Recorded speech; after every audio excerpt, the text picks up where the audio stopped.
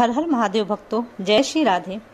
भक्तों, आज हम सभी इस वीडियो में निर्जला एकादशी का महात्म्य श्रवण करेंगे। उसके पूर्व एक छोटी सी इन्फॉर्मेशन आप सबके साथ शेयर करनी है। आज माता गायत्री की जयंती है, तो आप सभी गायत्री माता के मंत्रों का जाप करें। आज राम लक्ष्मण द्वादशी है, तो आप उनका भी ध्यान करेंगे। और अब हम सभी निर्जला एकादशी का महात्म्य श्रवण करेंगे। उसके पूर्व सभी प्रेम से प्रभु के श्री चरणों में नमन करते हुए श्री कृष्णं शरणं मम, श्री कृष्णं शरणं मम, श्री कृष्णं शरणं मम, श्री कृष्णं शरणं मम। कृष्णं नारायणं वन्दे, कृष्णं वन्दे व्रजप्रियं, कृष्णं द्वैपायनं वन्दे, कृष्णं वन्दे पृथासुतं। शान्ताकारं भुजगशयनं पद्मनाभं सुरेशं, विश्वाधारं गगनसदृशं मेघवर्णं शुभांगं, लक्ष्मीकान्तं कमलनयनं योगिभिज्ञानगम्यं, वन्दे विष्णु भवभयहरणं सर्वलोकैकनाथं। बोले भक्तवत्सल भगवान की जय, वृंदावन बिहारी लाल की जय, निर्जला एकादशी माता की जय, भक्त अम्बरीश महाराज की जय, सभी भक्तों की जय। चलिए अब कथा श्रवण स्टार्ट करते हैं। अथ निर्जला एकादशी महात्म्य।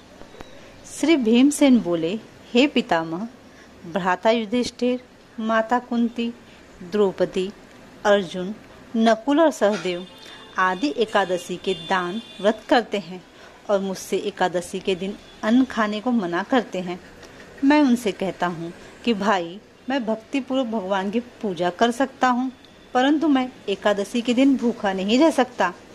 इस पर व्यास जी बोले, हे भीमसेन, यदि तुम नरक को बुरा और स्वर्ग को अच्छा समझते हो तो प्रत्येक माह की दोनों एकादशियों को अन्न न खाया करो। इस पर भीमसेन बोले, हे पितामह, मैं आपसे प्रथम कह चुका हूँ कि मैं एक दिन एक समय भी भोजन किए बिना नहीं रह सकता। फिर मेरे लिए पूरे दिन का उपवास करना कठिन है। यदि मैं प्रयत्न करूँ तो एक व्रत अवश्य कर सकता हूँ।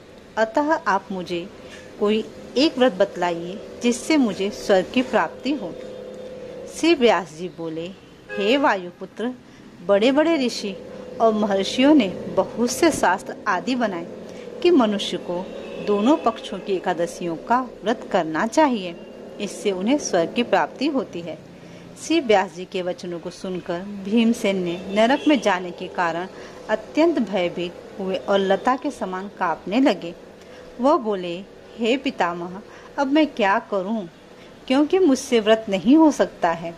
अतः आप मुझे कोई एक ही व्रत बताइए जिससे मेरी मुक्ति हो जाए। इस पर श्री व्यास जी बोले, हे भीमसेन, कृष्ण और मिथुन संक्रांति के मध्य में ज्येष्ठ माह की शुक्ल पक्ष की एकादशी होती है। उसका निर्जला व्रत करना चाहिए। इस एकादशी के व्रत में स्नान और आचमन में जल वर्जित नहीं है, लेकिन आचमन में 3 मासे जल से अधिक जल नहीं लेना चाहिए। इस आचमन से शरीर की शुद्धि हो जाती है। आचमन में 7 मासे से अधिक जल मद्यपान के समान है। इस दिन भोजन करने से व्रत नष्ट हो जाता है। यदि सूर्योदय से सूर्यास्त तक मनुष्य जलपान न करे तो उसे 12 एकादशी के फल की प्राप्ति होती है। द्वादशी के दिन सूर्योदय से पहले ही उठना चाहिए और स्नान करके ब्राह्मण को यथा योग्य दान देना चाहिए। इसके पश्चात भूखे ब्राह्मण को भोजन कराना चाहिए। तत्पश्चात स्वयं भोजन करना चाहिए। इसका फल संपूर्ण एकादशियों के फल के बराबर है। हे भीमसेन, स्वयं भगवान ने मुझसे कहा था कि एकादशी का पुण्य समस्त तीर्थों और दानों के पुण्य के बराबर है। एक दिन निर्जल रहने से मनुष्य पापों से मुक्त हो जाता है।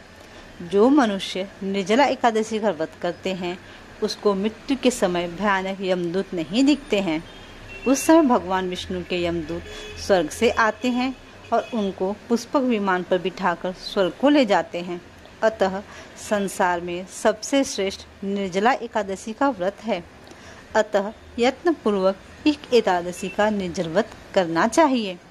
उस दिन ओम नमो भगवते वासुदेवाय, ओम नमो भगवते वासुदेवाय, ओम नमो भगवते वासुदेवाय मंत्र उच्चारण करना चाहिए। व्यासदेव जी के ऐसे वचन सुनकर उनसे निर्जल व्रत किया। फिर भीम जी ने निर्जल व्रत का पालन किया। इसी एकादशी को भीमसेनी या पांडवी एकादशी भी कहते हैं। निर्जल व्रत करने से पहले भगवान की पूजा करनी चाहिए और उनसे विनय करनी चाहिए कि दूसरे दिन भोजन करूँगा, मैं इस व्रत को श्रद्धापूर्वक करूँगा, इससे मेरे सब पाप नष्ट हो जाएं। इस दिन एक बड़े वस्त्र से ढककर स्वर्ण सहित दान करना चाहिए। जो मनुष्य इस व्रत को 2 प्रहर में स्नान तप आदि करते हैं, उनको करोड़ों फल स्वर्ण के दान का फल मिलता है। जो मनुष्य इस दिन यज्ञ होमादि करते हैं, उसका फल वर्णन भी नहीं हो सकता। इस निर्जला एकादशी के व्रत से मनुष्य विष्णु लोक को जाता है। जो मनुष्य इस दिन अन्न खाते हैं, उन्हें चांडाल समझना चाहिए, वे अंत में नरक को जाते हैं। ब्रह्म हत्यारे, मद्यपान करने वाले, चोरी करने वाले, गुरु से द्वेष करने वाले, असत्य बोलने वाले इस व्रत को करने से स्वर्ग को जाते हैं। हे कुंती पुत्र, जो पुरुष या स्त्री इस व्रत को श्रद्धापूर्वक करते हैं, उनका निम्नलिखित कर्तव्य है। उन्हें सर्वप्रथम विष्णु भगवान की पूजा करनी चाहिए, तत्पश्चात गौ का दान करना चाहिए। उस दिन ब्राह्मणों को दक्षिणा, मिष्ठान आदि देना चाहिए। निर्जला के दिन अन्न, वस्त्र, छत्र, उपाहान आदि का दान करना चाहिए।